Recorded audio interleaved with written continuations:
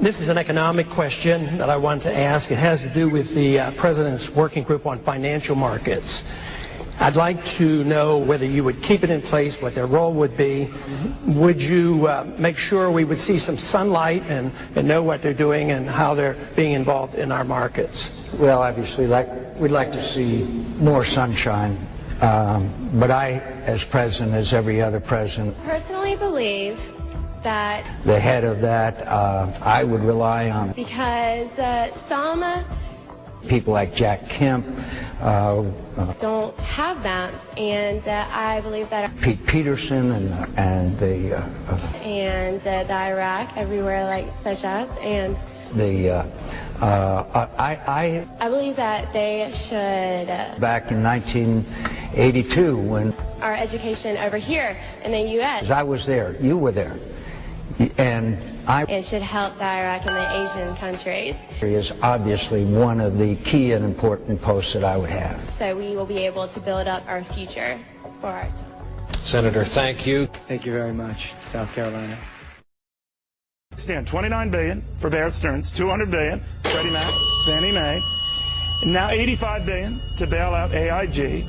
And in the president's $168 billion stimulus package and another proposed $50 billion stimulus package, we are talking more than $500 billion. Now, can taxpayers afford it? Former presidential candidate Ron Paul has a one-word answer: no. Congressman, not convinced, huh? Oh, no. I think your numbers are low. Let's hope it's only $500 billion. My numbers are much higher. They're unknown because we, with that legislation to bail out Fannie Mae and Freddie Mac, it was unlimited. Let the Treasury decide. So it's going to go up, and every day you hear of another emergency. So what would you have done, Congressman, when, let's say, I guess Freddie and Fannie are the biggest. I know we talk about Bear Stearns that was rescued, Lehman that wasn't, AIG that was. Freddie and Fannie seemed to be like the penultimate, that they had to be rescued. Did they?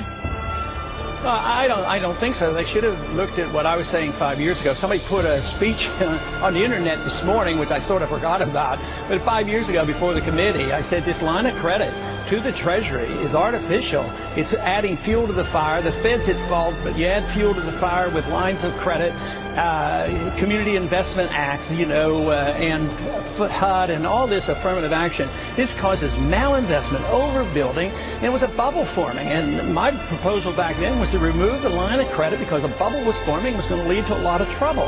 And that's exactly where we are. But you can't solve this problem by saying it's all the Republicans and all the Democrats. Well, I agree. It has to do with monetary policy. I hear you on that. And we got this pickle, right? And now I'm worried that fears cascade upon fears and take out the good with the bad.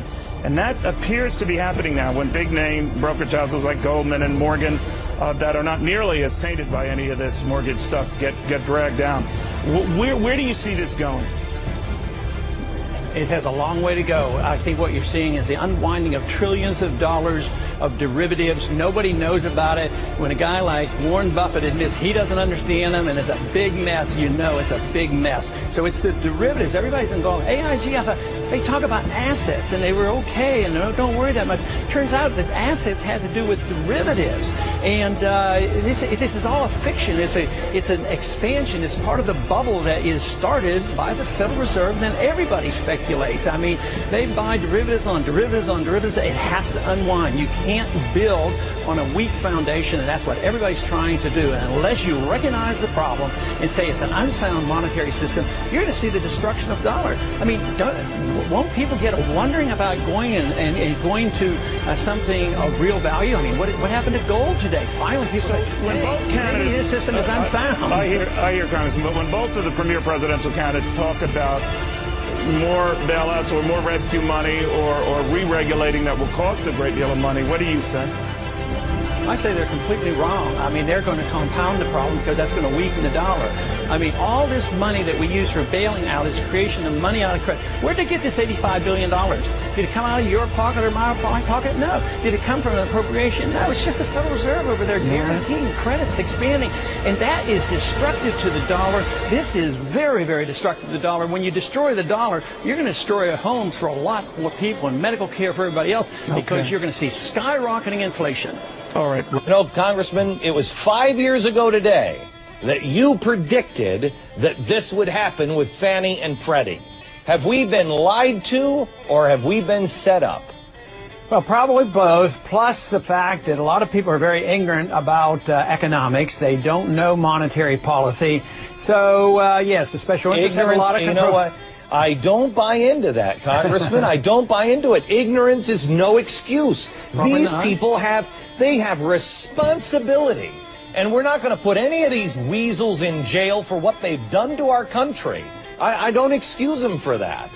Well, the people who are on the take, they know exactly what they're doing. There's a lot of ignorance in Congress that goes along with it, and they don't change the policy. But the people who benefit, and you know, the big corporations or the Fannie Mae's and the Freddie Macs, they'll go to the extreme. Even with this bailout, I mean, are the chairmen who have to resign and retire, they still get their package and millions of dollars. So yes, they take care of themselves, and the people lose out. What are you predicting now? I mean, you said 5 years ago this was going to happen. Tell me what the country looks like in a year from now. It's going to continue downhill. It's going to continue to deteriorate. They're doing everything to patch it together. This bailout dropped things up. You know, the dollar went up in value, and the interest rates didn't soar, at least for Treasury bills. So the fooling of the people still goes on. But it's going to be downhill. You have to liquidate bad debt. That's the only way you can get rid of this and start over again. But it's too painful, so they always bail out. So the bailing out perpetuates the problem. So in a year from now, we're all going to be poorer, and we will not have gotten rid of the problem. It will just take, instead of 1 year to get rid of all the problem, it's going to take 5 or 10. I've read enough of the Founding Fathers' words. I know you have, sir. Is there anyone that's going to mount a constitutional challenge to this stuff? This isn't constitutional, is it? No, it's not constitutional, but the Federal Reserve isn't either. The monetary system isn't. The tax system isn't. There's too much unconstitutionality to go around, and we don't have enough people in Washington that care about it and would pursue it. And the courts are filled with people who don't interpret the Constitution the way they should. The Federal Reserve is really responsible for the booms and the busts. So the Federal Reserve pumped up the credit during his period in the 1990s, and there was a lot of capital gains taxes came in, and it helped the budget. But the situation is exactly the same, whether it's the 90s or now. It's just that we go through these cycles, but the Federal Reserve causes these problems, and for him to claim great credit. But the Republicans come up short. They talk about balanced budgets and smaller government, and then we put them in power, and look at what happens. The deficits explode, and now they're on the short end. The economy turned down, but it wasn't the fact that just George Bush was in office. It was due to turn down, because that's the consequence of what happens when you create an artificial bubble. Do you think it's a valid argument, though, that a John McCain administration would be a 4-year extension of the Bush administration? Sure, but I think that's what's going to happen with Obama, too. There's no difference. Their foreign policies are identical. They want more troops in Afghanistan. They want to send more support to Georgia to protect the oil line there. Neither one says bring home the troops from Iraq from the bases. You know, the bases are going to stay there. The embassy as big as the Vatican, that's going to remain. So their foreign policies are exactly the same. They're both very, very aggressive with Iran. I would say there's no difference. And you were the one, of course, in the primaries and at the debates, that the only Republican really opposed to Iraq, calling for a pullout, the Iraq War, calling for a pullout of troops. How would you handle these global threats then, if it's not to send our troops there and make sure that we're protected? Well, we create the threats. Why are we on the borders of Russia provoking the Russians? I mean, the Georgians initiated the military attack against these enclaves where they were mostly Russian. So it's sort of like the Russians being on the border of Mexico and then us, blaming ourselves. No, it's the fact that we're over there that we create these crises. Isn't it part of our duty, though, to support these fledgling democracies that ask for our help, which is what Georgia did? No, it's not our responsibility to do that. It's their responsibility. But we should endorse the principle, but not send troops and money. The principle of self-determination is a very good one. But once we get over there, we just aggravate the situation. What did we do? We did exactly the opposite in Yugoslavia. We bombed Serbia in order for Kosovo to become independent. Now the Russians are doing the same thing, and then we're on the opposite side. It's this total inconsistency. Absolute interference when we should not be there, and we don't have any money to do this, and we don't even have any troops. If we really needed our troops to go into Georgia, we didn't even have them available, which proves my point that we are undermining our national defense with the foreign policy that we have.